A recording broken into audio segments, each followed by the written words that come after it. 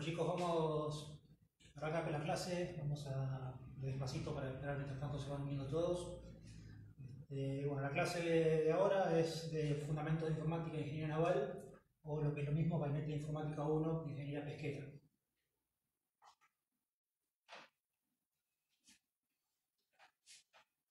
Bueno, la clase de hoy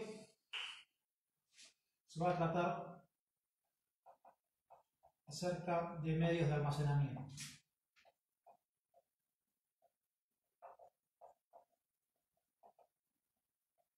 Recuerden, les hago el dibujito de siempre. Tenemos el procesador que se comunica con la memoria y todo a su vez se comunica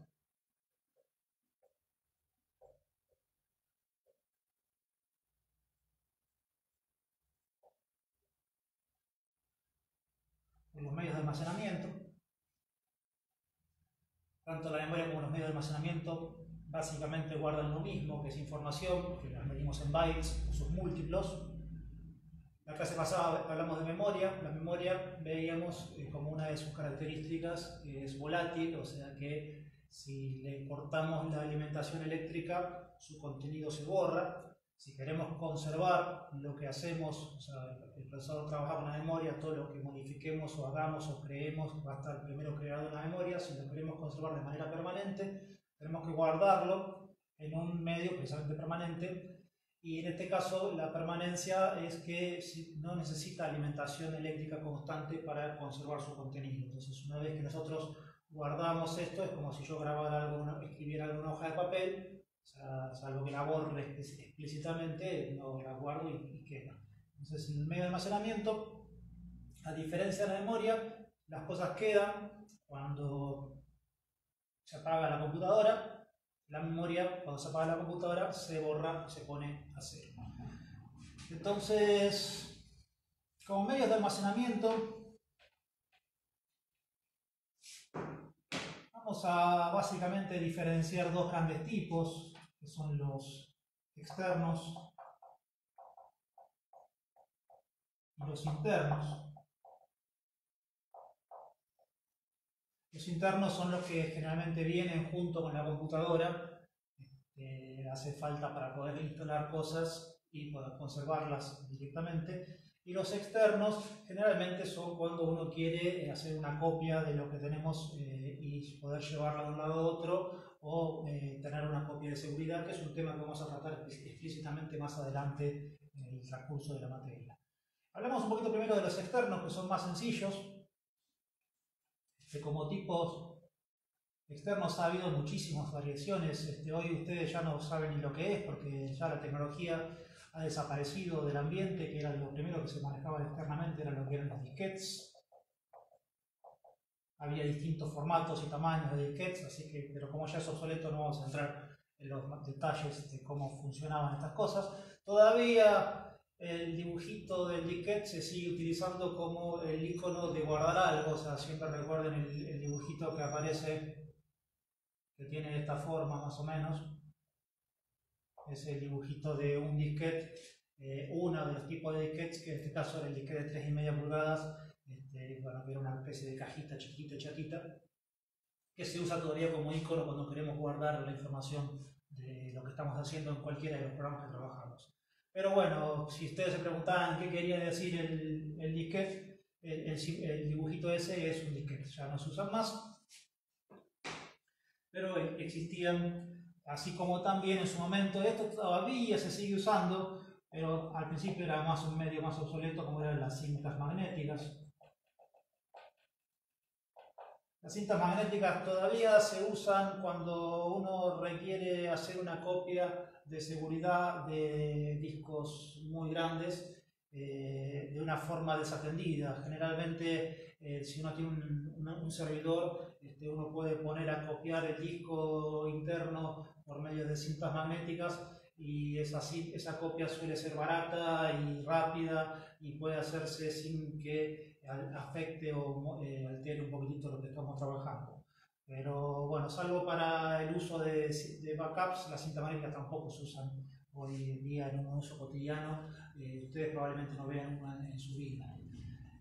Otros medios que también están cayendo en la obsolescencia son los medios ópticos del tipo CD. Acá voy a incluir todo lo que es DVD o Blu-ray. A diferencia de los disquetes y las cintas magnéticas, que claramente, magnéticas, su palabra ya lo dice, utilizaban básicamente magnetismo para guardar la información.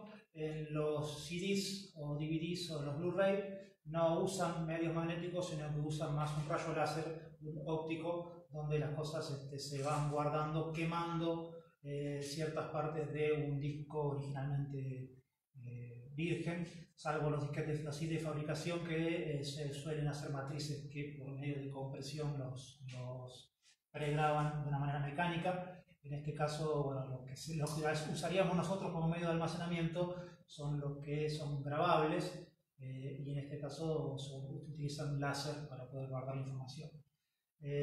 Los CD vienen de diferentes tamaños. Un CD, lo que es originalmente un CD, tenía una capacidad de 700 megas. Un DVD tenía una capacidad de 4 y algo de giga. Un Blu-ray en la versión original venía con una capacidad de 25 gigas de almacenamiento. Como medio de almacenamiento para hacer copias de seguridad, estos medios, bueno, lo vamos a hablar un poquito también cuando hablemos específicamente de lo que es una copia de seguridad, pero ustedes, una de las cosas que tienen que tener en cuenta, que es algo que no se lo suele decir mucho, algo que uno investigue, que estos medios tienen una duración bastante limitada porque se deterioran con el tiempo, o sea, no son eternos las grabaciones en CDs. Generalmente el principal problema que tienen no es que se rayen, no piense eso como primera idea, sino que se oxidan. Entonces, a lo largo del paso del tiempo, los discos, si ustedes tienen CD grabados viejos, por ahí pueden agarrar un CD relativamente viejo, van a ver que en vez de estar blanco está medio amarillento. Eso que se pone así amarillento o doradito es porque el disco se oxidó. Si un disco ya está en ese color, seguramente lo que tenga guardado ahí adentro es probable que esté dañado y sea difícil de recuperar. Por lo tanto, lo que son los CDs o DVDs, cada tanto, si queremos conservar su contenido, conviene hacer una copia nueva a cierto tiempo. Generalmente el plazo en el cual suelen durar anda alrededor de los 10 años, pero no se confíen. En general ya a partir de los 7 8 años ya conviene asegurarse, y si uno quiere conservar lo que había ahí, hacer una copia cada tanto. Y las tecnologías nuevas en general, los DVD, los Blu-ray son más persistentes que los CDs, pero igual también tiene un tiempo corto, relativamente corto, para lo que es lo que uno espera guardar ahí. O sea, hay veces que uno generalmente guarda en CD fotos viejas y las fotos uno las mira cuando vienen invitados. Y entonces no, es muy común que queden guardadas en una caja, en algún ropero perdido, y uno se acuerda que tenía esas fotos cuando ya no las puede ver más. Entonces, si uno quiere conservar esas cosas, cada tanto hay que hacer un refresco de las copias si uno quiere trabajar en CD. Bueno, otros medios magnéticos que se suelen usar externos, todo lo que son pendrives. Los pendrives y las memorias SD y todas sus variantes, las mini CD, micro SD, etc., son todas tecnologías muy parecidas en la forma en la cual funcionan internamente, aunque su formato y presentación sean distintos, que es lo que se basa en tecnologías de memoria de tipo flash, ¿sí? La memoria flash, ahora vamos a ver otra cosa que tiene que ver con esto, es una variación de lo que, o sea, es una evolución en realidad de lo que antes era la EEPROM. EEPROM quiere decir Electrically Erasable Programming Read Only Memory. Entonces, esto básicamente lo que quiere decir es que es una ROM, recuerden ROM, era la memoria de solo lectura, que se puede borrar eléctricamente, ¿sí? Y volver a escribir. Esto originalmente se utilizó esta tecnología para poder actualizar las ROM de las computadoras y después, como la tecnología empezó a abaratarse, se empezó a utilizar como medio de almacenamiento externo. Tiene una limitación muy importante. ¿Sí? Ya vengo enseguida.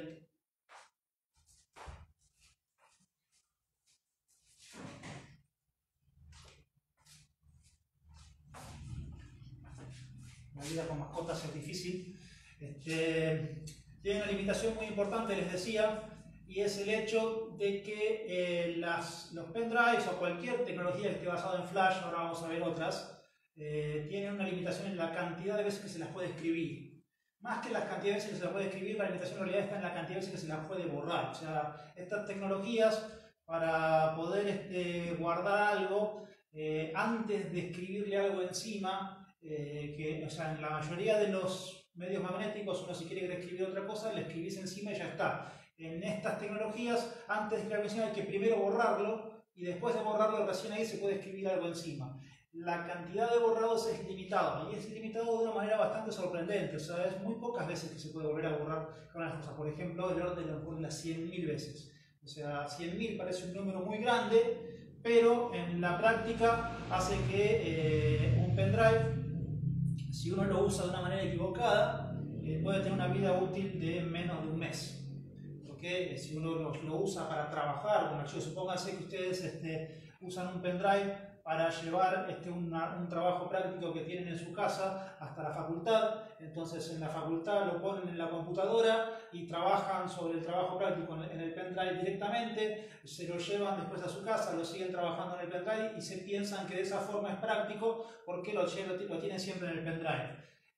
Cada modificación que van haciendo del trabajo es un borrado, y si lo trabajan de esa forma, el pendrive queda inutilizable de una manera muy rápida. Incluso se han hecho experimentos en laboratorio donde, haciendo trabajos extremos sobre un pendrive, lo han dejado inutilizable en 15 minutos.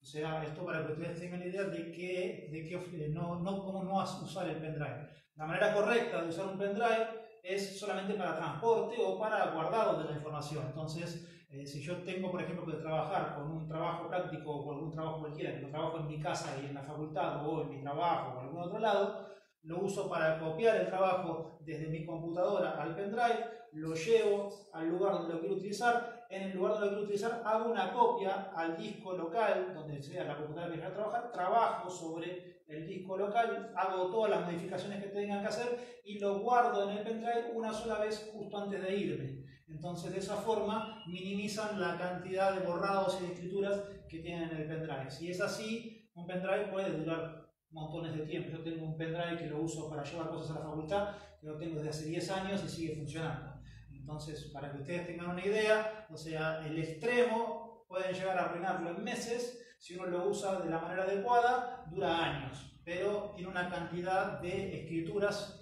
máximas permitidas en su tecnología. Otro tipo de almacenamiento externo pueden ser discos externos, por ejemplo. Esto lo voy a incluir ahora en el análisis igual que los discos internos, así que lo voy a dejar rápidamente, solamente como para mencionarlo. Y por último, la nube. Realmente cuando hablamos de la nube, hablamos de todo lo que significa guardar cosas en Internet. Hay sitios especializados, por ejemplo, qué sé yo, Dropbox, o OneDrive, o Google Drive, o Mega, o montones de sitios especializados que se dedican a que nosotros podamos almacenar la información en ese lugar y tenerla siempre al alcance de la mano de cualquier lugar que tenga conexión a Internet. Entonces nosotros, por ejemplo, si no necesitamos en este caso trasladarla a través de un pendrive, sino que la guardamos en la nube, en la computadora donde vayamos a trabajar, la bajamos o la trabajamos directamente en la nube y la tenemos siempre disponible. El principal inconveniente que tiene la nube es que básicamente es la computadora de otro.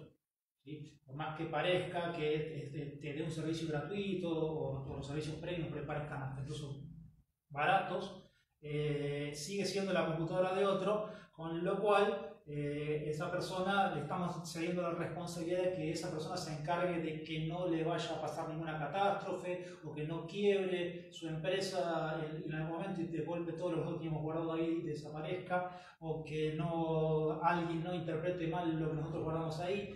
Por ejemplo, uno puede guardar un libro con el cual está un material de lectura, de estudio, y puede venir alguien y decir: este libro en realidad pertenece a tal autor, derecho de autor, te lo borramos por borrar, por no respetar los derechos de autor, o cosas por el estilo. Entonces, lo que nosotros confiamos en que está guardado, en realidad de golpe de un día para el otro deja de estar guardado. Entonces, nunca confíen en esto. Sí, para cosas temporarias o proyectos compartidos, si ustedes trabajan, por ejemplo, en un grupo de trabajo práctico de la facultad, entre varios compañeros, y hacen un trabajo en común, una de las maneras más prácticas es tenerlo siempre en la nube. Entonces cualquiera puede en todo momento tener acceso a la última versión de lo que hayan hecho y tenerlo guardado. Pero bueno, cada una de estas cosas tiene su uso específico. En cuanto a lo que son los discos internos, los escribo acá y después voy a detallarlo un poquitito. Los más comunes son los discos rígidos. Discos rígidos en realidad se llaman rígidos en contraposición a lo que eran los disquetes, que antes se llamaban discos flexibles también, porque eran flexibles, se podían doblar un poquito, no porque uno los tenga como características de funcionamiento, uno lo pueda doblar y meterse en el bolsillo porque se arruinan, pero sí que tenían cierta flexibilidad a la hora de escribirse, de manipularse, quiero decir. Y los discos rígidos es lo más normal. Realmente los discos rígidos son del tipo también magnéticos en su manera de escribir las cosas. Tienen mucha más capacidad. Hoy en día un disco rígido, lo normal es que si uno pone un disco rígido chico, le pone un disco de 1 terabyte, ¿sí? Que son 1000 gigas. Y si uno empieza a poner discos más grandes, es común poner un disco de 4 teras, de 6 teras, y normalmente a veces incluso también hasta de 10 teras se pueden llegar a conseguir discos rígidos de estas capacidades. Y como contrapartida a los discos rígidos, otro tipo de discos que se llaman discos rígidos también, pero no son magnéticos, son los discos SSD. SSD quiere decir Solid State Drive, lo escribo.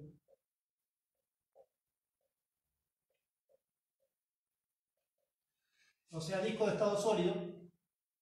Un disco SSD es una especie de disco rígido por la forma en la cual se conecta a la computadora, pero también es una forma de pendrive grandote. O sea, es un gran pendrive instalado de manera permanente en la computadora y, por lo tanto, utiliza esta tecnología. O sea que un disco SSD tiene todas las dolencias que les expliqué recién de lo que es la memoria flash. O sea, tiene una capacidad limitada en la cantidad de borrados y de escritura. Los discos SSD generalmente tienen ventajas y desventajas, obviamente, respecto a los discos rígidos. La principal ventaja es que no tienen ningún mecanismo mecánico funcionando, con lo cual son más resistentes a golpes, traslados, ese tipo de cosas. O sea, si uno tiene la computadora con un disco rígido mecánico encendido y funcionando y se te cae o la golpeas o la llevas en un transporte, por ahí se pueden dañar. Estos discos no se dañan, no por eso, o sea, obviamente cualquier golpe fuerte rompe todo, pero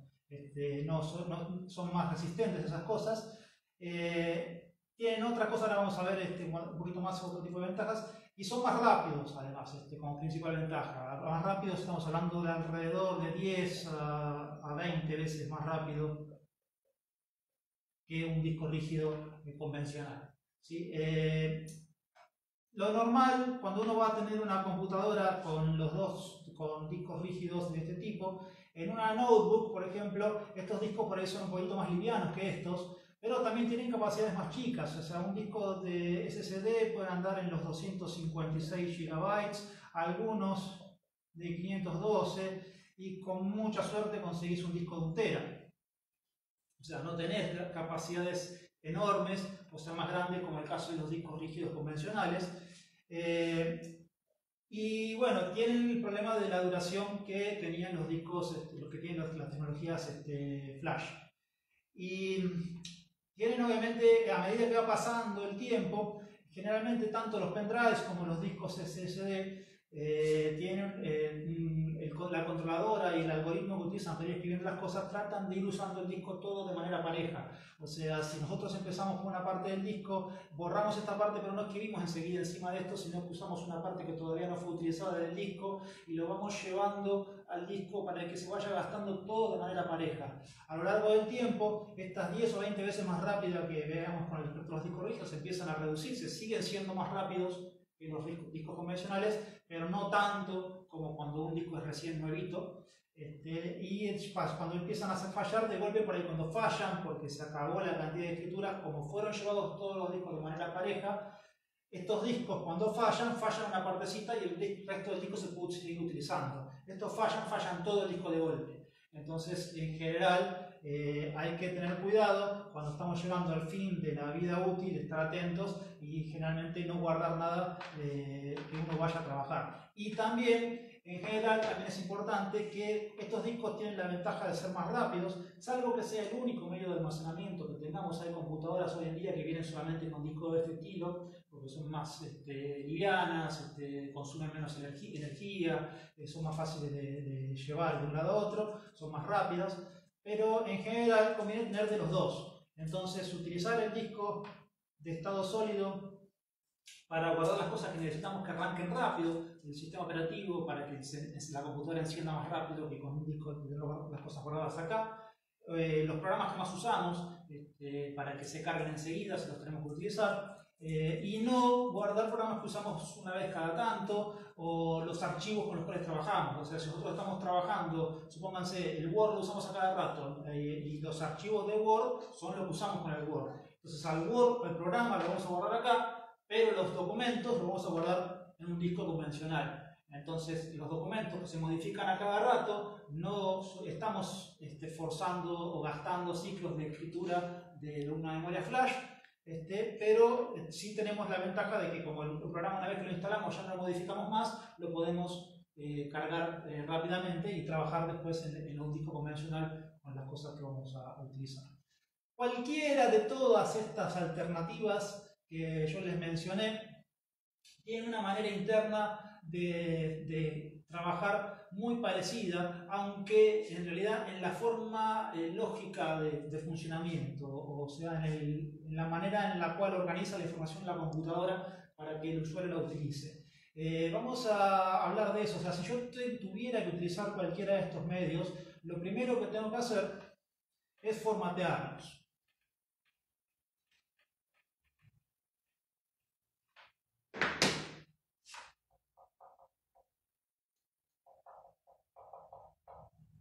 O darle formato. ¿Sí? Formatear es una palabra castellanizada del inglés format. El formateado de los medios de almacenamiento consiste en dos partes. Una, el formateado físico, y otra, el formateado lógico. Esto que les voy a describir, se lo voy a describir para un disco rígido magnético, y entiendan que obviamente las diferencias están en la tecnología que cada uno de los medios que les hablé recién tienen, pero en su organización interna se organizan como si fueran discos rígidos. Entonces, entender esto sirve como entender todos los medios de almacenamiento a la hora de utilizarlos. El formateado físico lo que hace es preparar la superficie del disco. Entre otras cosas, la borra, la verifica que se pueda utilizar, le hace cierta escritura de organización, que ahora vamos a ver cómo es, y la prepara para que pueda ser después realizado el formato lógico, en el cual lo que acá preparamos, acá le damos función, ¿sí? Esta preparación que se le hace a la superficie, vamos a dibujar un pequeño disco genérico, vamos a imaginarnos que tenemos una serie de platos, ¿sí? Los discos estos están con un eje donde giran en esta dirección o en la otra, ¿sí? Son una serie de platos concéntricos todos que giran todos juntos a cierta velocidad. Las velocidades de giro de los discos rígidos magnéticos suelen andar en el orden de las 5000 RPM. RPM, recuerden, son vueltas por minuto. Si ustedes se imaginan si esto es mucho o poco, el motor de un auto cuando está regulando anda en 1000 revoluciones por minuto, y cuando estamos haciendo a todo lo que da, a punto de que salten las bielas y los pistones para todos lados y hagamos mierda al auto, estamos llevándolo a más de 7000 vueltas. Un auto de Fórmula 1 puede andar en orden de las 15, 16.000 vueltas por minuto, o sea que 5.000 vueltas por minuto es relativamente rápido. Y esto hay discos que tienen distintas velocidades, o sea, no andan todos a la misma velocidad. Un disco de un servidor, o sea, específicamente diseñado para un servidor que tiene mayor demanda de accesos, suele andar más rápido, en orden de las 15.000 revoluciones por minuto, o sea, 3 veces más. Entonces todos estos discos acceden todos girando a la misma velocidad, para que estos discos puedan guardar la información, que la guardan en la superficie de los discos. Tienen una serie de cabezales que van accediendo a cada una de las caras del disco, donde el cabezal es una especie de púa de un disco vinílico que se mete adentro y sale de acuerdo a lo que necesitamos encontrar. Tiene cierto movimiento mecánico, todas las cabezas entran y salen al mismo tiempo sobre los discos. Y nosotros, para poder utilizar los discos, tenemos que preparar la superficie de todos estos discos, donde la preparación básicamente se hace una especie de sistema de coordenadas, como una especie de geometría, donde tenemos por un lado cada una de las caras del disco. Por un lado, entonces tenemos la cara en la cual se encuentra la información. Cada una de las caras, le voy a dibujar una acá, tiene a su vez una serie de pistas concéntricas que se denominan cilindros. Cilindros porque están todas agrupadas una arriba de la otra de la misma manera, y cada uno de los cilindros a su vez se dividen de manera radial en lo que se llaman sectores. ¿Sí? Entonces tenemos 3 coordenadas. Si yo quiero cierta información, la voy a encontrar en determinado sector, que va a estar en determinado cilindro, que va a estar en determinada cara de alguno de estos discos que están todos concéntricos uno respecto al otro. Esta forma de clasificarse después es como que uno la linealiza, porque pone, por ejemplo, bueno, la cara 0, el cilindro 0, el sector 1, después viene el 002, después el 003, etc., de acuerdo a la cantidad de sectores que tenemos por pista. Después vamos 011, porque los sectores se numeran de 1 hasta el disco 8, cilindro 1023, sector 9, por decir un número, o sea, todos ordenados de manera lineal, y se hace una especie de, como si fueran casilleros similares a los que vimos en la memoria. Entonces cada uno de estos sectores tiene un orden correlativo respecto al otro, de acuerdo a su ubicación física dentro del disco. Y después esta ubicación es lo que se hace después con el formato lógico, donde se le da un funcionamiento para poder organizar la información acá adentro, que ahora lo vamos a hablar ahora dentro de un ratito a esto. Pero bueno, esto de las caras, los cilindros y los sectores se realiza durante el formato físico, donde entre algunas cosas básicamente lo que se hace es calibrar, porque el motorcito que mueve el cabezal es un motorcito que se llama stepper, porque no tiene un movimiento continuo, sino que va a pasitos. O sea, step quiere decir paso, entonces va de acuerdo a la posición de un cilindro o de otro.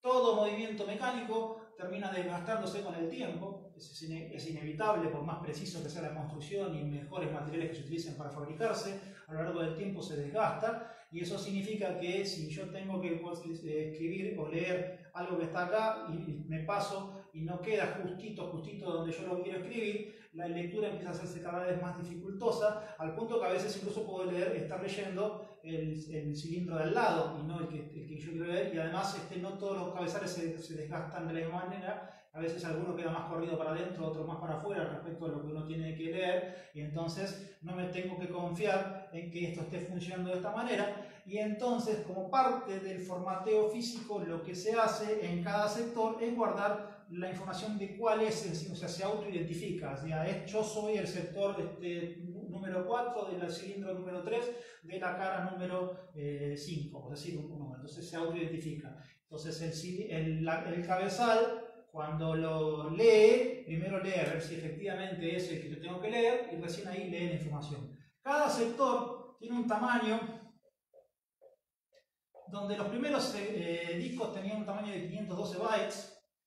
Los discos actuales tienen un tamaño más grande, o sea, son mayores, que está la capacidad física en la cual trabaja, tiene ciertos límites. No vamos a entrar en esas tecnologías, digamos, en esas cuestiones tecnológicas que los van a aburrir mucho a ustedes, pero cada disco actual tiene alrededor de 4096 bytes. Estos son los sectores de los discos actuales. Cada sector solamente puede ser utilizado por un solo archivo. ¿Sí? No puede ser utilizado una partecita para un archivo, otra partecita para otro. Entonces, si yo tengo 4096, lo mínimo que puedo utilizar en un archivo son 4096 bytes, por más que el archivo utilice 2 bytes. ¿Sí? Los otros 4094 no son desperdiciados. Si un archivo, un sector, en realidad es un concepto más avanzado que es un clúster, pero no importa, vamos a dejarlo en sector para que lo entiendan. Un sector tengo 4096, si un archivo tiene entre 1 y 4095 o 4096 bytes, va a ocupar un solo sector del disco. Si tiene 4097, allá a partir de ahí ocupa 2, ¿sí? Donde tenemos un sector completamente lleno y otro casi completamente desperdiciado, porque tenemos solamente un byte utilizado y el resto que no se puede usar para otra cosa. Entonces todos estos sectores que tienen 4096 se van llenando sector por sector. En general, una de las características que tienen los... Vamos a hablar un poquito de lo que es el formato lógico para que entiendan esto.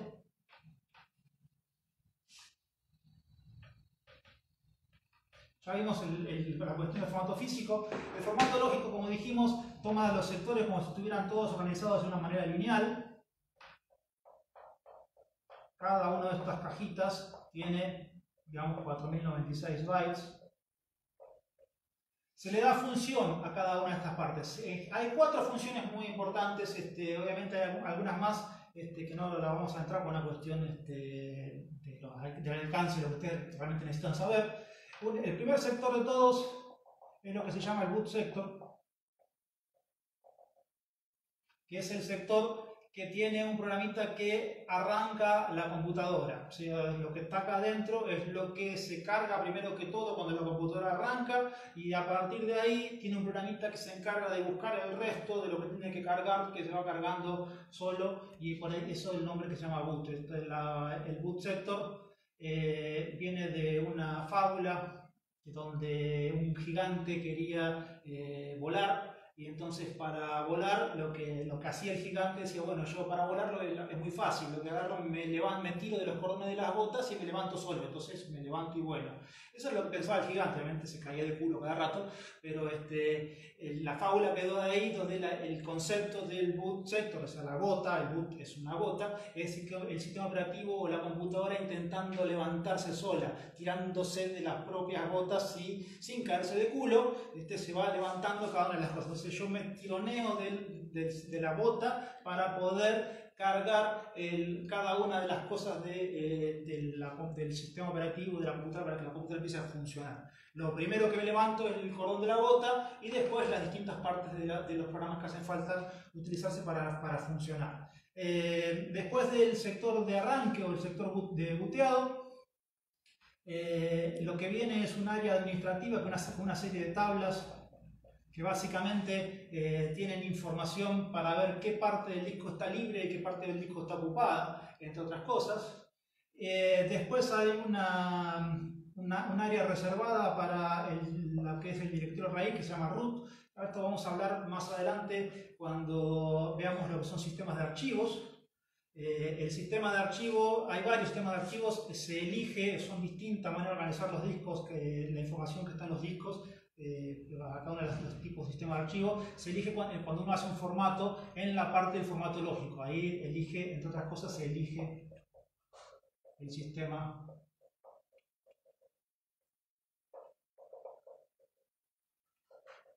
de archivos. Para los que tengan un poquito más de conocimiento, estos son, por ejemplo, FAT, UNTFS, etc. Esto lo vamos a hablar más adelante, se los menciono solamente para los que son por ahí curiosos o conocen un poquito de antes. pero se elige el sistema de archivos. El sistema de archivos necesita una parte para empezar a buscar los archivos. Esa parte es el directorio raíz, y después del directorio raíz, que tiene un tamaño fijo, viene el resto del disco con el área de datos.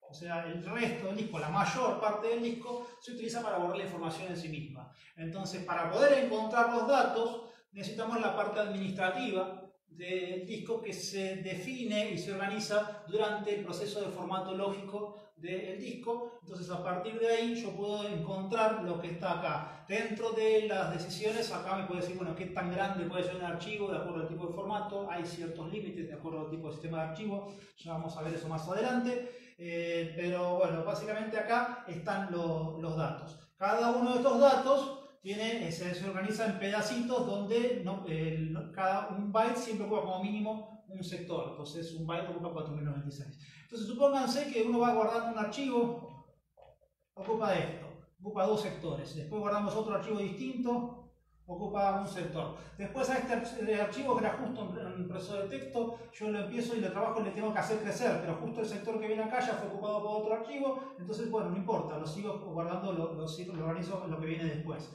Después resulta que lo que está acá lo borro, entonces esto me queda vacío. Entonces esto acá sigo trabajando, aprovecho esto, pero después de esto, bueno, a pisarme y empieza a armarse una especie de espagueti con toda la ubicación de los archivos, donde los pedacitos no están seguidos uno a continuación del otro, sino que empiezan a estar desparramados a lo largo del disco. Todo este proceso se llama fragmentación. ¿Sí? O sea, los archivos se mezclan y se van separando entre sí, se separan en fragmentos. La fragmentación no ocurre en memorias del tipo flash. ¿Sí? O sea, no ocurre en pendrives, no ocurre en discos SSD. Entonces, un disco SSD o un pendrive nunca va a tener la necesidad de hacer un proceso que se llama defragmentación.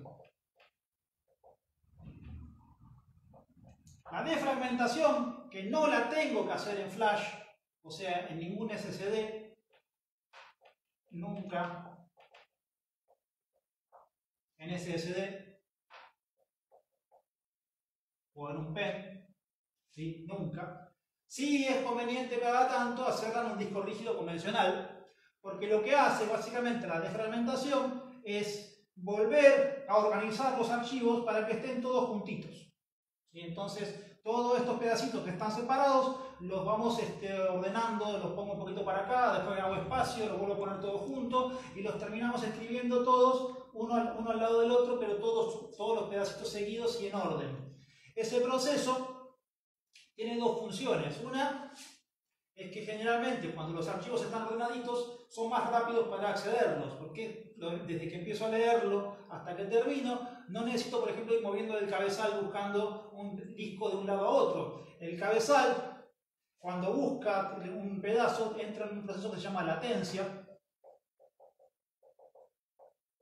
La latencia es el tiempo que el cabezal, por más que esté posicionado donde tiene que estar, no puede leer la información, porque primero que demora al posicionarse de una manera rápida, termina vibrando, hay que esperar que deje de vibrar para que quede bien en su lugarcito. Eso, después de que deja de vibrar, después hay que esperar además a que pase por abajo del cabezal el sector que yo estoy interesado en leer, que a lo mejor justo pasó y tiene que dar toda la vuelta hasta que vuelva a pasar justo por abajo del cabezal. Entonces todos esos tiempos demoran unos milisegundos, ¿sí? O sea, son milésimas de segundo, y esa latencia parece poquitito, pero milisegundo con 5, 6 o 100 veces que tengamos que hacerlo, ya estamos hablando de cerca de una décima, 2 décimas o medio segundo, que se hace lento todo. ¿Sí? Entonces, para eliminar la latencia, lo defragmento a los archivos, cosa de que se hace solamente una vez al principio y a partir de ahí ya al archivo lo leo todo seguido.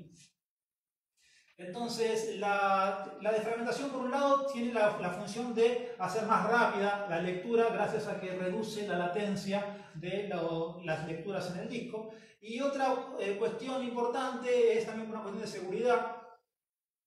A veces puede pasar que esta parte se dañe del disco, o sea, la parte administrativa, o yo borre accidentalmente un archivo que no tenía que borrar, o incluso que lo formatee a un disco que no tenía que formatear. El formateo no borra la parte de datos del archivo, borra solamente esta parte no. ¿Sí? Esa es una cosa que tienen que tener cuidado ustedes. O sea, formatear un disco no quiere decir borrarlo, sino que lo que estamos haciendo es impidiendo encontrar las cosas que había acá antes, que siguen estando.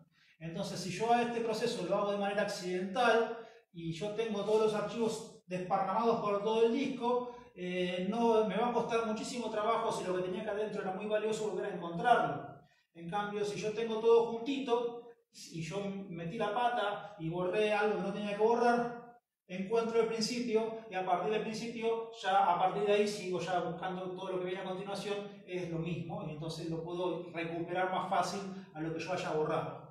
Esto viene al caso también, esto que le acabo de mencionar es importante. Si ustedes acá en el disco tienen cosas muy valiosas y muy importantes, y ustedes piensan, por ejemplo, tienen que vender su computadora para venderla y después comprar otra, y al venderla la venden con un disco rígido, y ustedes piensan que, bueno, agarro, borro los datos y formateo el disco y te lo doy ya limpio, pensando que lo que había acá ya está seguro, porque ya le estoy dando un disco formateado. No está segura esa información. ¿Sí? Cualquiera puede recuperar lo que hay acá de un disco formateado si uno no le hizo un proceso especial de borrado adicional que vamos a ver cómo se llama. ¿Sí? Entonces, si ustedes tienen que vender un disco rígido o deshacerse de un disco rígido viejo y lo que tenían guardado ahí los puede llegar a comprometer en algo, pueden tener información sensible o cualquier otra cosa, o fotos en bolas de ustedes, qué sé yo, cosas por el estilo, puede pasar, o parte de un trabajo. Ustedes pueden ser ingenieros realmente muy prestigiosos y hacer un trabajo muy buscado y muy valioso, y alguien quiere llegar a apoderarse de ese trabajo para un robo, una piratería industrial básicamente. Entonces pueden llegar a tener esfuerzos de intentar recuperar lo que hay acá. Y mucha gente que está al pedo, que se cree que es hacker porque aprendió 2 boludeces por YouTube, puede llegar a querer probar a ver si sabe cómo se hace eso y tratar de probarlo. Entonces nunca se confíen en que uno le va a dar la computadora a alguien con el disco formateado, y eso significa que nunca lo que está acá ya está seguro. Entonces, si yo quiero borrar la información de un disco rígido, no tengo que formatearlo, o sea, sí voy a tener que formatearlo en otras cosas, pero lo que primero tengo que hacer es un proceso que se llama wipe disk. Wipe es de pasar la escoba. Es un proceso que hay muchos programas que son gratuitos, que se pueden conseguir por internet, que lo que hacen básicamente es, antes de borrarlo, lo escriben con montones de basuras. O sea, lo escribe todo con unos, o todo con ceros, o todo con 1, o todo con 1, 0, 1, 0, 1, 0, 1, 0, cosa de que lo que haya acá ya no sea más la información que ustedes tenían, y recién ahí lo formatea. Obviamente todo ese proceso se demora cierto tiempo. Escribir un disco de 4 teras o de 1 tera, por así decirlo, puede llegar a demorar un par de días, a hacer todo el trabajo riguroso, pero es algo que tenemos que hacer si nosotros nos queremos deshacer de una computadora y vendérsela a otra persona en algún momento. Si nosotros somos, qué sé yo, narcotraficantes, por decir una cosa, y nos dedicamos o vendemos pornografía o algún otro de esos legales, ahora que estamos en cuarentena empiezan a ocurrirsenos en la cabeza alternativas para conseguir guita, entonces podemos querer hacer narcotráfico o alguna cosa así. Entonces, si esto cae en manos de la DEA o el FBI, no se confíen tampoco con que el wipe disk sea suficiente para borrar todo. De todas formas, lo tenemos que hacer, pero no una sola vez. La tecnología existe, no vamos a entrar demasiado en complicaciones técnicas, pero en general vamos a imaginarnos que nuestra computadora reconoce ciertos unos y ciertos ceros de esta forma, y que digamos que para poder reconocer magnéticamente un 1, vamos a imaginar que por arriba, vamos a poner un número cualquiera, a lo mejor por arriba de 7 voltios algo es 1, y por debajo de 3 voltios algo es un 0, o sea que si yo tengo algo intermedio, está por debajo de los 3 voltios, está más arriba que 0, está por debajo, lo leo como un 0. Y si algo está por arriba de los 7, por más que no llegue al full, es un 1. ¿Sí? Si esto empieza de un disco completamente vacío, le pongo un voltaje para guardarlo, lo llevo full a 10. Después, si a esto acá lo sobrescribo y de 1 lo paso a 0, no lo voy a poner justito en 0, sino que como estaba en 10, va a quedar a lo mejor un poquitito más arriba. Entonces va a estar acá en 0,5. ¿Sí? Si después a este 0,5 lo vuelvo a escribir en 1, no va a quedar en 10, sino como no partió de 0, partió de 0,5, va a quedar en 10,5. ¿Sí? Entonces quedan ciertas diferencias entre lo que había, con lo cual, con un programa muy avanzado y obviamente la motivación suficiente, yo puedo determinar qué es lo que había antes de lo que hay ahora.